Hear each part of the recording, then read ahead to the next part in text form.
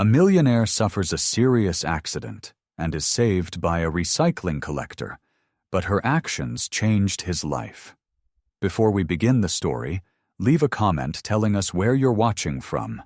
We love seeing how far these stories travel. Let's dive into the story together. The rain had turned the city into a cold, gray blur, a never-ending curtain of water beating down on cracked sidewalks and flickering street lamps. It was the kind of storm that made most people stay inside, lock their doors, and wait it out with a hot drink. But Alice Carter didn't have that luxury. She was out there, hunched over in a threadbare jacket, pushing a rusted recycling cart piled high with cans and broken bottles. Her boots squelched with each step, water seeping in through holes she'd tried to patch with duct tape. Her back screamed, her fingers, red and raw, barely curled around the frozen metal handle. But she didn't stop. Because 5 blocks away, a little girl with tangled curls and sleepy eyes was waiting for her mother. Inside a dim apartment, the heat barely working, Luna Carter was curled up beneath a worn throw blanket, a half-eaten peanut butter sandwich resting on her lap. The crusts were untouched. She hated crusts, but it was all they had left in the kitchen. Alice, breathless, pulled her flip phone from her coat pocket. The screen was scratched, the buttons sticky from years of use. But it worked. "Baby, finish your peanut butter sandwich, okay? I'll be there soon. I love you more than anything." Luna mumbled something in return. Alice didn't need to hear it clearly. She could picture her perfectly, her little girl's head resting against the armrest, her fingers wrapped around that old stuffed elephant she'd refused to let go of since preschool. That image was enough to push her forward. Faster. Through the rain, past the fatigue, past the ache in her legs. But fate, cruel, unrelenting fate, had other plans. A sharp screech cut through the downpour, followed by a bone-jarring crash, metal against concrete, glass shattering. Then silence. Alice jerked to a halt. Just ahead, at the intersection, a black luxury sedan had plowed headfirst into a streetlight. The front end crumpled like paper. The hood hissed steam. A single windshield wiper flapped uselessly in the rain. No other cars, no pedestrians. No one was coming. Alice's instincts took over. She let go of her cart, sending it clattering to the sidewalk, and sprinted, her feet slipping across the wet pavement, her breath catching in her throat. Inside the car, a man was slumped over the steering wheel. Mid-40s, blood trailing down his temple, his designer shirt stained red. His chest moved, barely. She tugged at the door. Locked. She tried the other side. Jammed. Gasoline seeped from underneath the car, a dark, slick puddle growing by the second. The air reeked of burning plastic and metal. And fear. "Come on," she muttered. "Come on, damn it."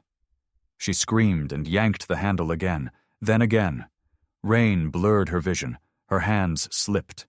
Finally, she threw her shoulder into the door with all the strength she had left. The metal groaned. Then it gave. She reached in, unfastened the seatbelt, and began dragging the unconscious man out.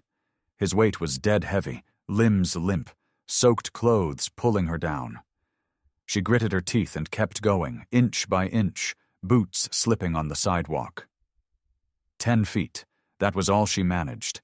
Then the car exploded. The blast lit up the sky like a second sun. A deafening roar. Orange flames surged high, sending pieces of debris scattering across the intersection. The shockwave knocked Alice to her knees. She immediately curled over the man, shielding him with her own body. For a moment, the world went silent, except for her heartbeat, thunderous, frantic, in her ears. Then came the sirens, fire trucks, police, ambulances, tires skidding to a stop. But by the time the flashing lights reached the scene, Alice Carter was already gone, soaking wet, shivering, her palms scraped and blistered, but she never looked back, because she didn't save him to be seen, and though no one knew her name, he would never forget her face. Victor Mercer opened his eyes to the sterile white glow of a hospital ceiling. The quiet beep of machines kept rhythm with his pulse. His ribs ached, his vision blurred. But he was alive, and he knew deep down he wasn't supposed to be. The accident should have killed him, and it would have, if not for her.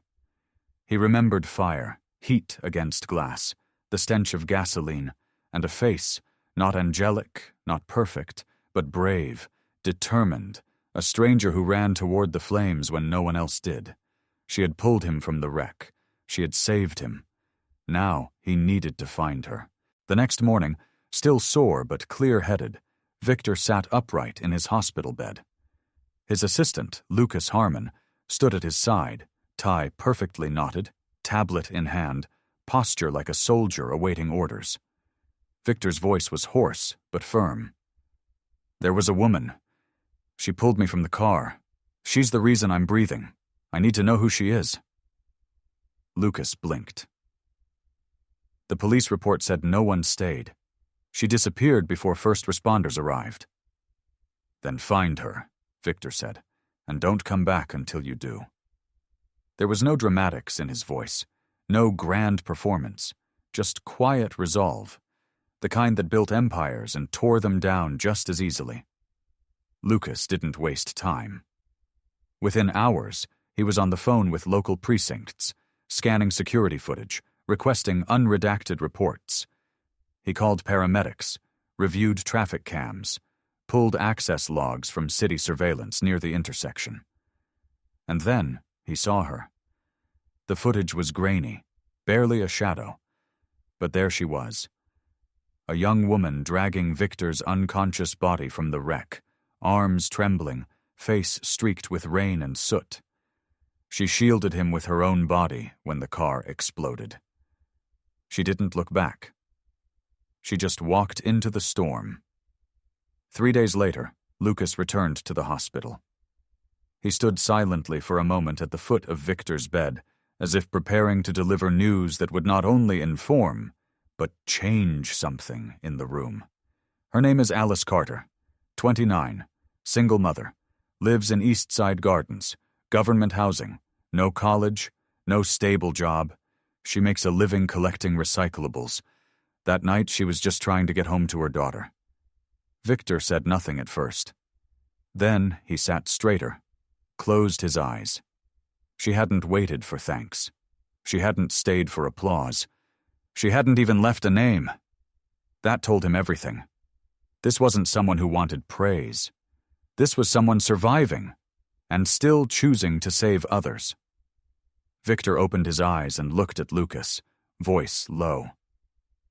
"Get her into the company. A real position, admin work, full benefits, on-site daycare." Lucas hesitated. "She doesn't have experience. She doesn't need it. We'll train her. She'll know something's off. A woman like that, she'll question it." Victor's gaze didn't flinch. "Then don't tell her it's from me. I don't want her feeling like she owes me anything." Lucas paused, then nodded once, because in that moment he understood. This wasn't about paying a debt. This was about restoring dignity, quietly, to someone who had already given more than most ever would. And just like that, the wheels began to turn. Not with press releases, not with speeches, but with quiet intent. Victor didn't need her gratitude. He needed her to be okay. And deep inside, though he wouldn't admit it yet, he needed to see her again. The morning was cold, but not biting. A soft wind stirred discarded wrappers in the gutter, and the sky was that dull gray shade that never quite decided if it wanted to rain or clear. Outside a rundown convenience store on the corner of Maple and 3rd, Alice Carter crouched beside a row of overfilled trash bins. She moved with quiet precision, sorting aluminum cans from cracked plastic bottles. Her gloved hands, fingertips frayed and damp, worked steadily, almost mechanically. Her coat, oversized and second-hand, hung heavy on her frame. The sleeves swallowed her hands. A faded red scarf, pilled at the edges, barely shielded her from the wind. But she didn't complain. She never did. A few feet away, Luna played quietly on the curb. Her little shoes, 2 sizes too big and patched with tape at the sole, flopped awkwardly with every step. Her ponytail was crooked. Alice had rushed through it that morning, and one of her shoelaces trailed behind her like a lazy ribbon. But the girl giggled as she hopped along the painted sidewalk cracks, a child's resilience shielding her from the weight of the world around them. Alice looked up just in time to see a man approaching. Well-dressed, out of place. His charcoal gray coat fit him like it had been tailored that morning, and the shoes, polished, leather, real, didn't belong anywhere near this part of town. He stopped a respectful distance from her cart. "Miss Carter?" he asked. Alice stood slowly, brushing off her hands, uncertain. "Yes?"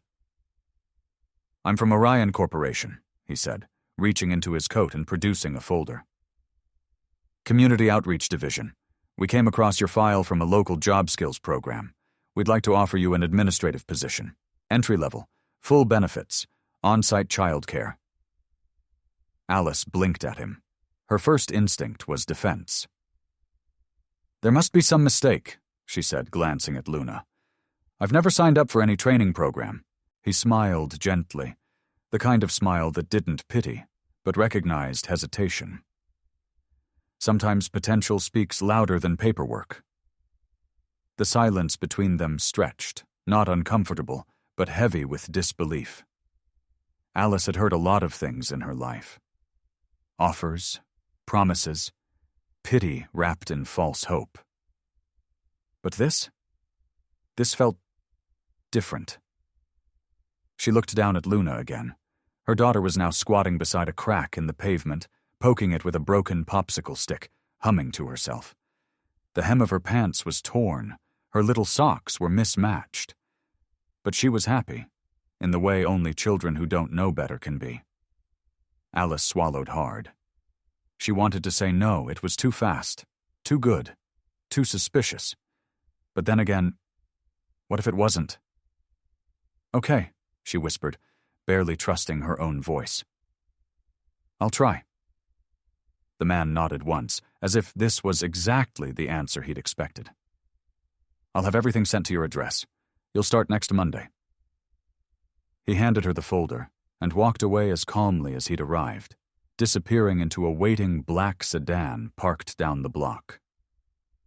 Alice stood there for a long moment, folder in hand, unsure if she was holding something real or just another weight she'd have to carry.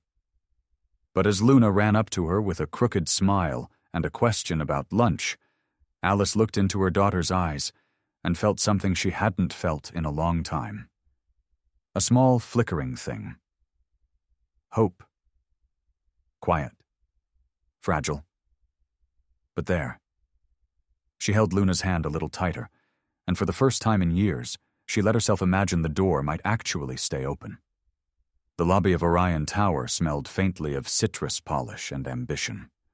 Clean lines. Brushed metal. Soft lighting that reflected off glass and silence. For most people, it was just another high-end office building. For Alice Carter, it felt like another planet. Her second-hand dress hung stiffly on her shoulders, a size too big in the waist, just enough to remind her it once belonged to someone who probably never worried about counting quarters at the laundromat. Her shoes squeaked on the polished floor. The receptionists didn't stare, but they didn't smile either. She kept her head down. Every hallway, every conference room, every crisp hallway echo seemed to ask the same unspoken question: "What are you doing here?" But Alice listened hard. She watched. She learned. She arrived early, stayed late, took notes, asked questions when she didn't understand, and answered with quiet conviction when she did.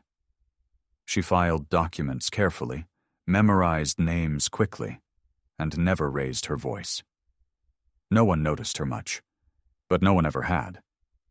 That part, at least, felt familiar. At lunch, she sat in the far corner of the break room with her peanut butter sandwich and a dollar store thermos of tea, eyes fixed on spreadsheets, pretending not to hear the laughter from the other end of the table. She didn't take offense. She wasn't here to make friends. She was here for Luna. At night, back in their tiny apartment, she filled a plastic tub with warm water and a little dish soap. Luna's socks, her school uniform, the sleeves of Alice's work blouse. She scrubbed them clean in silence, the motion steady, mechanical, almost meditative. The TV was off. The heater wheezed. The only sound was water sloshing against the porcelain and Luna's quiet breathing from the other room. Alice never cried loudly. But sometimes, she let herself tear up when no one was watching, especially when she was hunched over a sink. But someone was watching. From the 37th floor, Victor Mercer followed her progress not with cameras or confrontation, but with quiet curiosity and something deeper. Every few days, Lucas brought updates, progress reports, HR notes, occasional photos from internal events. "She stays late," Lucas said one evening, setting a folder on Victor's desk. "She asks good questions. She doesn't socialize, eats lunch alone most days. Quiet, but sharp." Victor didn't speak right away. He flipped through the papers. One was a candid shot. Alice tucked into a corner with her lunch, a notepad open beside her, brows slightly furrowed as she scribbled. She looked tired. She looked focused. She looked exactly like the woman who had dragged him out of a burning car and disappeared before anyone could thank her. Victor closed the folder. He didn't comment, but a soft smile touched the edge of his mouth. He wasn't sure what exactly he felt when he thought of Alice. Gratitude, of course. But something else was growing beneath it. Not infatuation. Not obligation. Something quieter. Something he hadn't named yet. And he didn't need to. Not yet. For now he was content to watch from a distance, where admiration didn't interrupt and kindness didn't feel like charity. And Alice? She had no idea her quiet fight for survival was being seen. Truly seen. Perhaps someday she would. But not today. Today she had clothes to rinse, a child to feed, and a job she was determined to keep. It was a Tuesday, quiet but restless, the kind of afternoon when time feels heavier than usual and fluorescent lights seem too sharp for tired eyes. Alice Carter was walking down the hallway of the 37th floor, holding a stack of reports, half distracted by thoughts of daycare pickup and overdue rent notices.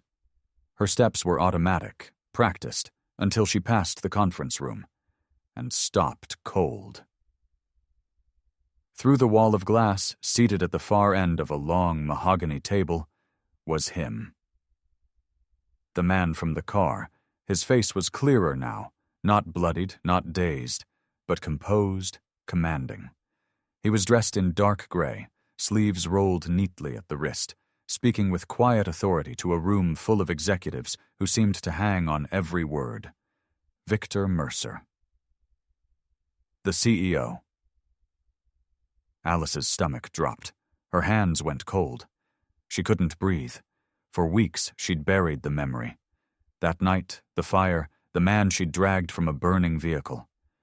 She never expected to see him again. Especially not here. Not like this. She stood there, staring, heart racing, until someone brushed past her and jolted her back to motion. She walked away quickly, head down, eyes wide. That evening, after most of the office had cleared out, she found Lucas by the elevators. Her voice was low but firm. "That man in the boardroom today, is he Victor Mercer?" Lucas didn't answer right away. She stepped closer. "Is he the one I—" Lucas looked uncomfortable, but nodded once. "Yes."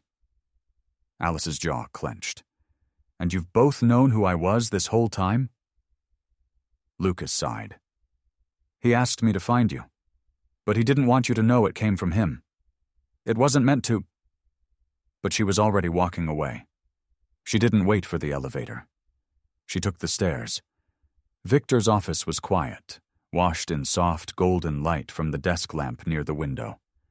The city stretched beyond the glass behind him, skyscrapers blinking, streets glowing faintly below like veins. When Alice entered, she didn't knock. Victor looked up, surprised. Then he saw her face, flushed, furious, shaking. She closed the door behind her, fists clenched. Why? He didn't pretend not to understand. "Why didn't you just tell me?" she asked, her voice sharp but trembling. "Why the job, the daycare, the benefits, all of it, without ever telling me who you were?" Victor stood slowly. There was no panic in his face, no denial. He opened the drawer to his right and pulled out something small, something old. He placed it gently on the desk between them, a tarnished bronze medal. Engraved across its surface, courage and sacrifice. "My father," he said quietly, "was a firefighter. He died saving 3 strangers in a warehouse collapse when I was 12. I've carried this with me ever since." He paused, looked at her. "The night you saved me, I didn't see a stranger. I saw him." Alice's breath caught. Victor's voice cracked, just slightly. "I didn't want to repay you. I didn't think you needed that. I wanted to honor you, in the only way I knew how." For a long moment, the room was silent. The noise from the city seemed distant, like it belonged to another world.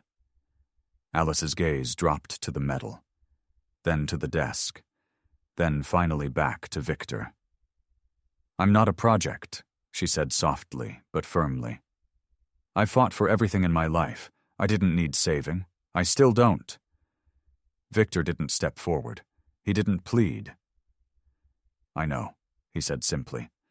"That's why I never asked anything from you." The weight between them shifted, not gone, but changed. Alice looked at the man standing across from her. Not the CEO, not the survivor. Just a man who remembered a woman carrying him out of fire and wanted to say thank you, without ruining what that act had meant. She picked up the medal. It was heavier than it looked. "I'll give this back," she said after a moment, "when I figure out what to do with all of this." Victor nodded once. No arguments, no expectations, just something unspoken, something new. That night, Alice didn't sleep well.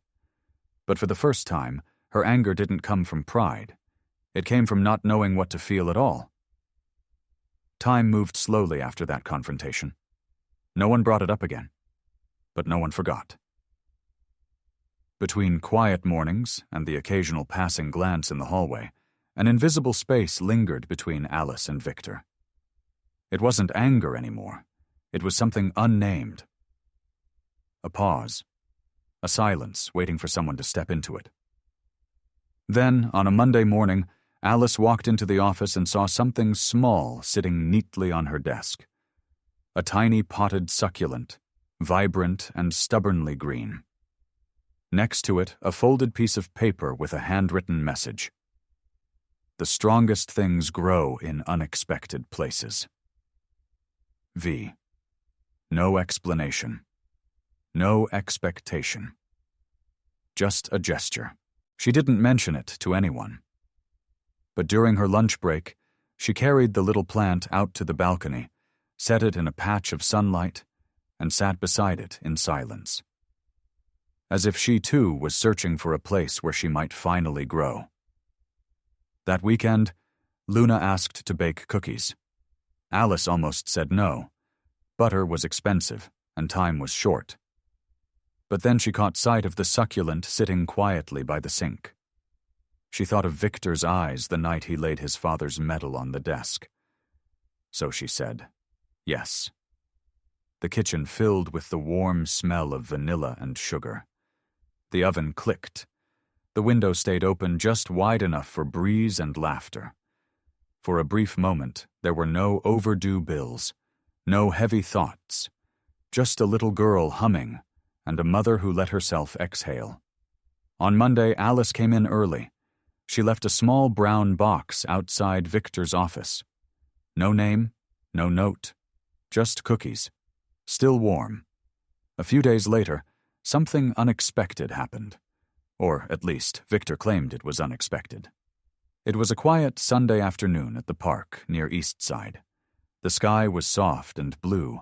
Leaves rustled gently across the pavement. Alice sat on a worn wooden bench, sharing a Ziploc bag of grapes with Luna, who was halfway through telling her stuffed bear a story about dinosaurs and missing socks. That's when Victor appeared. He wore jeans, a simple sweater, coffee in hand. Just another man on a walk. Alice looked up, startled. He smiled like he hadn't meant to intrude. "I walk here most weekends," he said. "Really?" she asked, half skeptical. He shrugged. "Not many places in this city feel quiet anymore." There were no boardroom tones, no company updates, just them and a child spinning on the grass.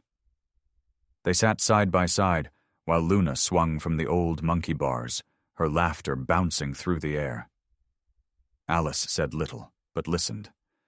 Victor told her about his weekends, quiet ones mostly, about how he'd worried she might think his help had strings. But he didn't push. He let the silences breathe. Let the light do most of the talking. When Luna made Victor pretend to fall off the bench, scattering grapes across the ground, Alice laughed. Really laughed. A sound full and warm, untouched by caution. And in that instant, she looked at him not as a CEO, not as the man she pulled from a burning car, but as someone human, a little lost, a little kind. She didn't say, "Thank you." He didn't need her to. But every morning after that, when she passed her desk and saw the little plant catching light, Alice would pause, just for a second, and think. It started the way these things always do. Quietly.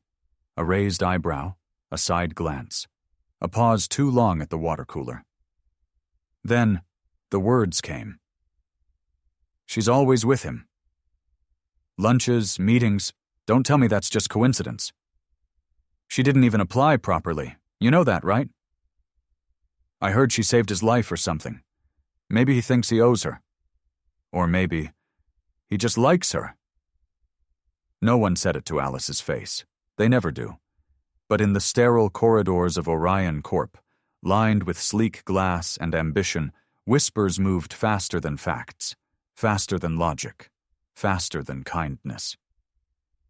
Mariana was the first to speak directly. She cornered Alice near the break room one afternoon, arms crossed, voice low and laced with something sharp. "You know," she said, "some of us actually earned our place here." Alice blinked. "Excuse me?" "Just saying. It's obvious you've got someone looking out for you." She tilted her head, a half smile playing at her lips. "Must be nice." It stung harder than Alice expected. Not because of what was said, but because part of her feared it was true. She turned away without replying. But her silence wasn't surrender. It was self-defense. That week, she stopped taking the elevator. She skipped team meetings. When Victor passed in the hallway, she pretended to be preoccupied. Polite, but distant. She answered emails with formal detachment. She closed her office door more often. Victor noticed. At first he gave her space, assuming it was exhaustion. But when Lucas brought word of rumors, mean, reckless things, he didn't hesitate. He called a full department meeting. No warning, no apologies. His voice was calm, but his words cut clean. "I've heard the talk," he said. "I know some of you are more interested in gossip than performance, so let me be clear. In this company, we value integrity. If you don't have it, no title or tenure will protect you." The room fell silent. No one met his eyes. "And Alice Carter," he added, letting her name hang in the air, "was hired because she earned her place. Anyone who thinks otherwise is welcome to leave." Some people nodded. A few shifted uncomfortably. Mariana said nothing. But the damage was already done. Upstairs, behind her closed door, Alice sat with her hands clenched in her lap. She'd heard about the meeting. She knew what Victor had said. But instead of relief, she felt raw, exposed. She hadn't asked for protection. She hadn't wanted a shield. What she wanted, what she had been building, was something of her own. Something Luna could be proud of. And now, all of it felt tainted by perception. In a world where nothing had ever come easy, whispers had the power to steal even what she'd fought hardest for. So she built walls again. High ones. Not because she hated Victor, not because she didn't believe him, but because hope, once shaken, doesn't rise as easily the second time. And the weight of being doubted, of being seen but not believed, was something she knew all too well. The coffee shop was nearly empty, save for a few quiet regulars and the soft hum of a dusty ceiling fan turning lazily above. The late sun spilled through the window in golden bands, catching floating flecks of dust that drifted like snow in the warm light. Alice sat across from Victor, her fingers wrapped around a chipped ceramic mug. She hadn't touched her drink. The steam had faded long ago. He didn't rush her. He didn't look at his watch. Outside, the city was winding down, but in here, time felt paused, quiet, suspended. She looked at him, then down again. Then back up, eyes steady but guarded. "My daughter's father," she said finally, her voice low, even, "left the moment I told him I was pregnant, said it would ruin his life." Victor said nothing. He just listened, not the kind of listening that waits to respond, but the kind that makes space. Alice took a breath, deeper this time. "I was working nights back then, fast food, cleaning houses, anything that paid in cash. Some nights, I didn't eat, not because there wasn't food, but because there wasn't enough, and I couldn't watch her go to bed hungry." Her eyes didn't well with tears. They didn't need to.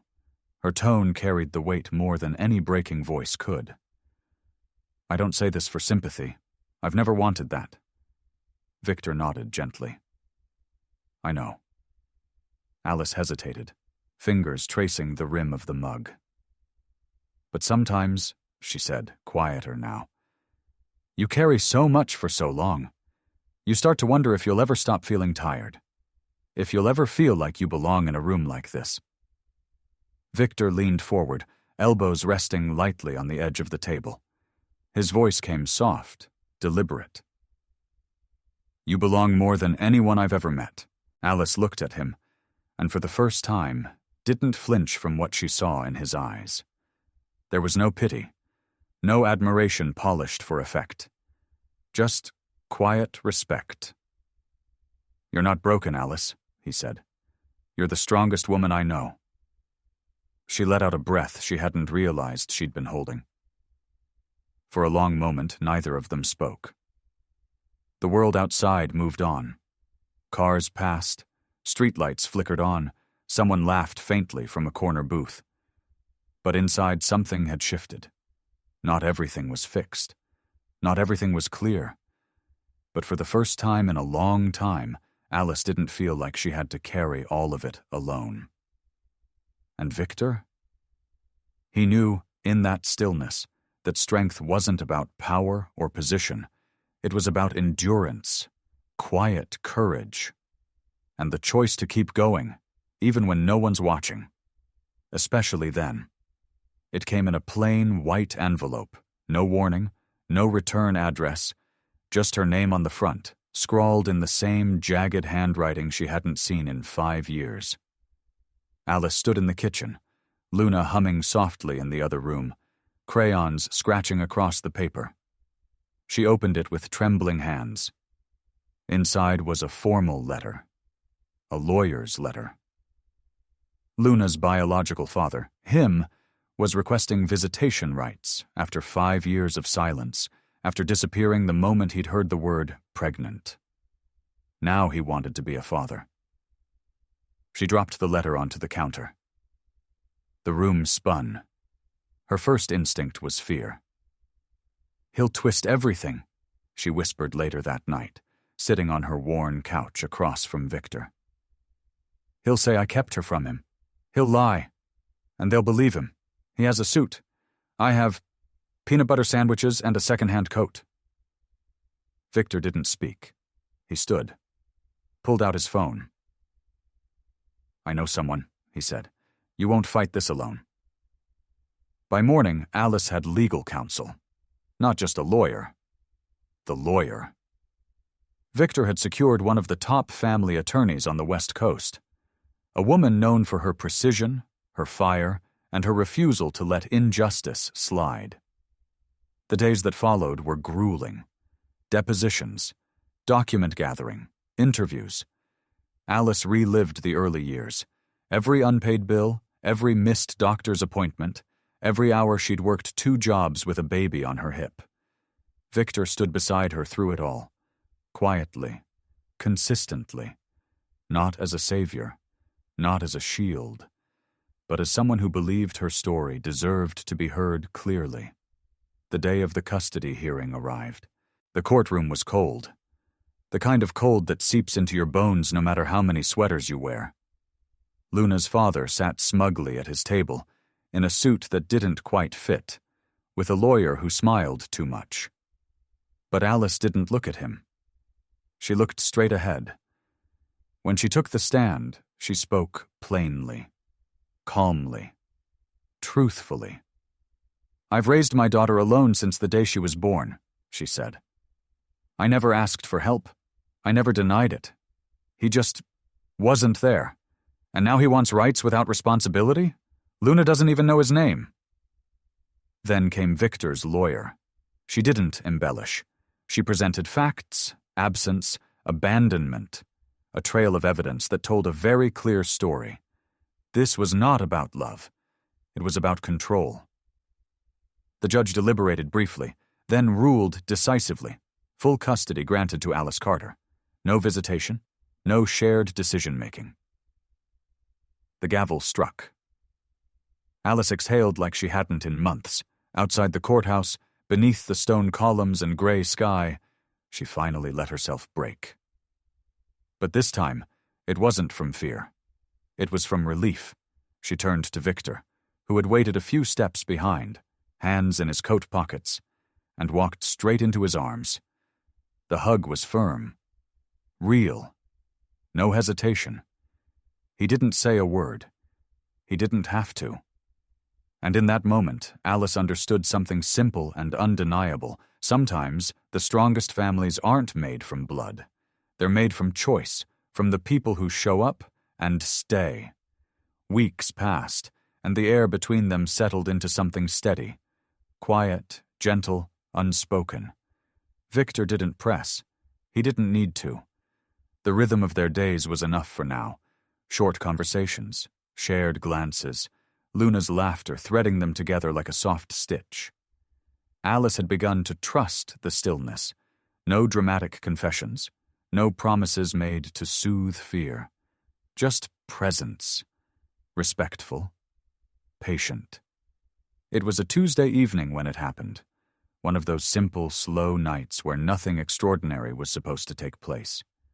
The apartment smelled faintly of dish soap and warm laundry. Luna was on the carpet, coloring intently with her markers, tongue peeking from the side of her mouth, her stuffed elephant watching over her work. Victor stood quietly on the balcony, the sliding door open behind him, a soft breeze slipping into the room. He watched the streetlights flicker to life below, the sound of distant traffic rolling in like a low tide. In his hand, small and simple, was a ring. Not flashy, not expensive. Just right. He turned back toward the room. Alice was in the kitchen, her sleeves rolled, drying dishes with a worn towel. He studied her, how she moved without noise, how she carried herself like someone who never expected the world to offer her much. And yet she gave so much. He stepped inside. She noticed the quiet shift in the air first, how even Luna had looked up.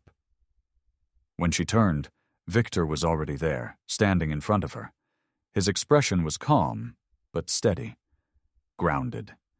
"I don't want to change you," he said, voice low, certain, "and I don't need to save you.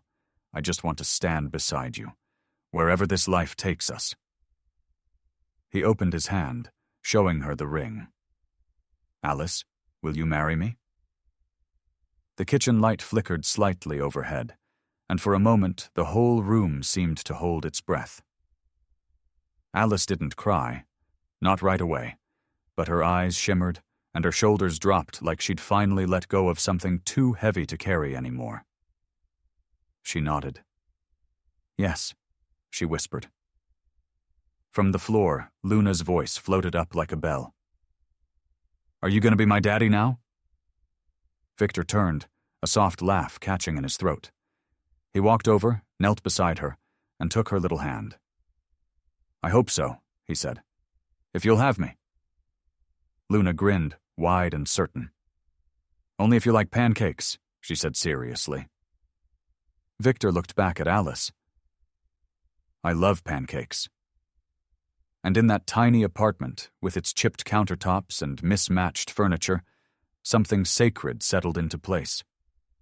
Not because of a ring, not because of a promise, but because someone had finally chosen to stay, not to fix, not to rescue, but to simply be there. That night they didn't talk about wedding plans.